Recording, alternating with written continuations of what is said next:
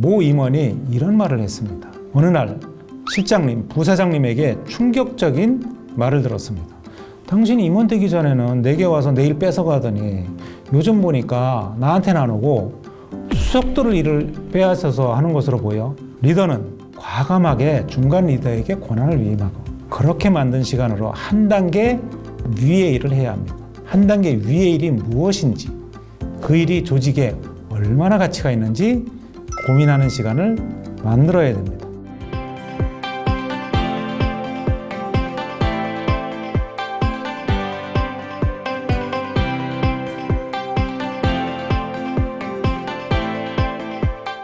안녕하세요. 김만 코치입니다. 안나님에게 질문 하나 할게요. 이제까지 만나본 리더 중에 진심으로 존경하고 따랐던 분이 있나요? 네, 있습니다. 저를 믿고 좀 저에게 어떠한 일을 좀 제대로 맡겨주셨던 분이 제일 기억에 남습니다. 네, 그런 리더와 일하게 되면 어떤 느낌이 들던가요? 그분이 뭐 시키지 않더라도 제 업무가 있기 때문에 스스로 일을 하게 되게끔 해주셨어요. 네, 루아님은 다시는 만나고 싶지 않은 리더가 있나요? 없어야 되는데 있습니다.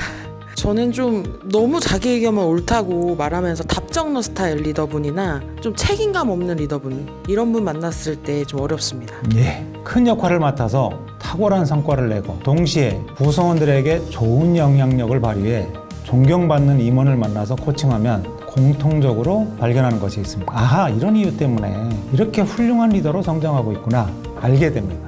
코칭을 받게 된 대부분의 임원은 핵심 인재로 인정받고 차세대 리더로 성장시키려는 의도에서 선발된 분들입니다. 현대차그룹, 삼성그룹, SK그룹, LG그룹 등에서 이런 임원들을 코칭해왔고 이분들 중 많은 임원들이 계속 승진하면서 더 큰 역할을 수행하고 영향력을 발휘하고 있습니다. 임원은 임원에 맞는 역할을 해야 합니다. 주어진 역할을 열심히 수행하는 것과 해야 할 일을 찾아서 필요한 일을 하는 것, 이 중에 어떤 것이 임원이 해야 할 역할일까요? 주어진 일만 열심히 하는 임원에게 닥칠 미래는 무엇일까요? 자, 첫 번째 질문을 드립니다. 임원으로서 해야 할 일은 무엇일까요? 먼저 중요하면서 긴급한 일을 처리하고 그 다음으로는 중요하지만 긴급하지 않은 일에 역량을 기울이는 것입니다.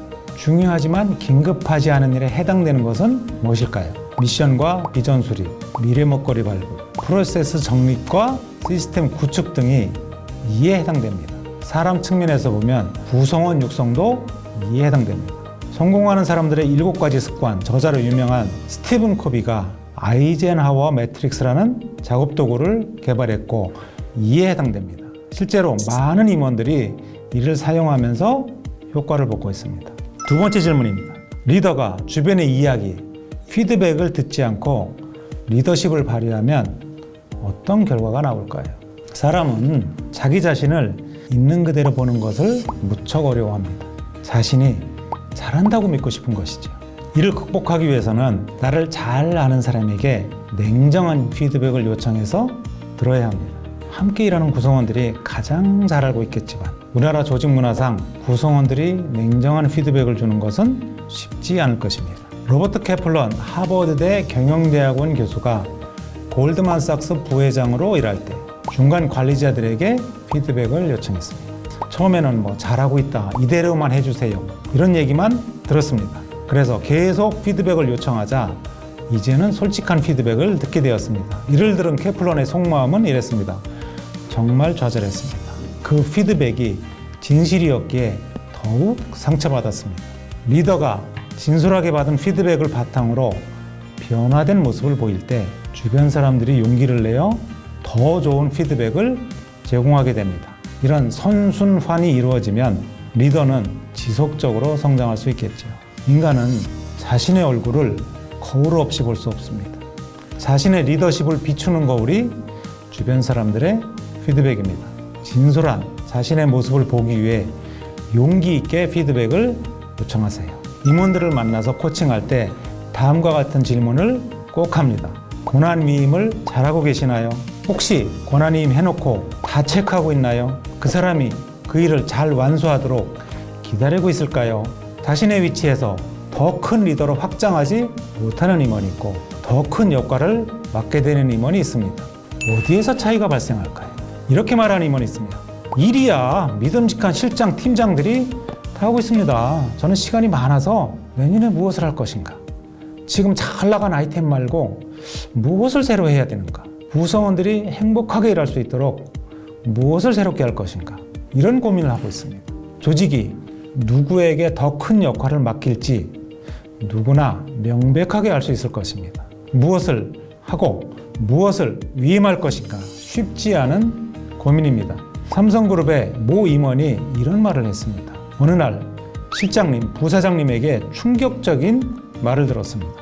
당신이 임원 되기 전에는 내게 와서 내일 뺏어가더니 요즘 보니까 나한테는 안 오고 수석들을 일을 빼앗아서 하는 것으로 보여. 리더는 과감하게 중간 리더에게 권한을 위임하고 그렇게 만든 시간으로 한 단계 위의 일을 해야 합니다. 한 단계 위의 일이 무엇인지, 그 일이 조직에 얼마나 가치가 있는지 고민하는 시간을 만들어야 됩니다. 더 큰 리더로 성장하면서 좋은 영향력을 발휘하는 성공한 임원들에게 필요한 역량에 대해 살펴봤습니다. 기억나시나요? 첫째, 주어진 일을 열심히 하는 것에서 확장하여 해야 할 일을 찾아서 한다. 둘째, 자신을 있는 그대로 볼 수 있는 피드백을 요청하고 이를 바탕으로 변화된 모습, 성장하는 모습을 보여준다. 셋째, 중간 리더들을 믿고 과감하게 권한을 위임한다. 그렇게 해서 확보한 시간에 좀 더 가치 있고 큰 일을 찾아서 한다.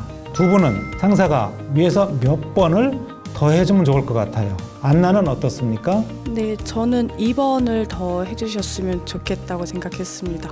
네, 루아는 어떤 의견입니까? 저는 2번은 피드백을 잘 못할 것 같아서 차라리 3번 믿고 과감하게 권한을 위임해 주시면 열심히 할 수 있을 것 같습니다. 네, 감사합니다. 리더는 스스로 빛을 내는 존재는 아닙니다. 다른 사람에게 빛을 비추고 그들을 성장시키고 행복하게 만들면 그 모든 빛이 자신에게 돌아와 더 크게 빛나는 모습이 될 것입니다. 사람들을 믿고 함께 가는 리더, 나의 이익, 내 조직의 이익을 넘어 회사 전체의 이익을 보고 추진하는 큰 리더가 될 때 많은 사람들이 존경하는 진정한 리더가 될 것입니다. 감사합니다.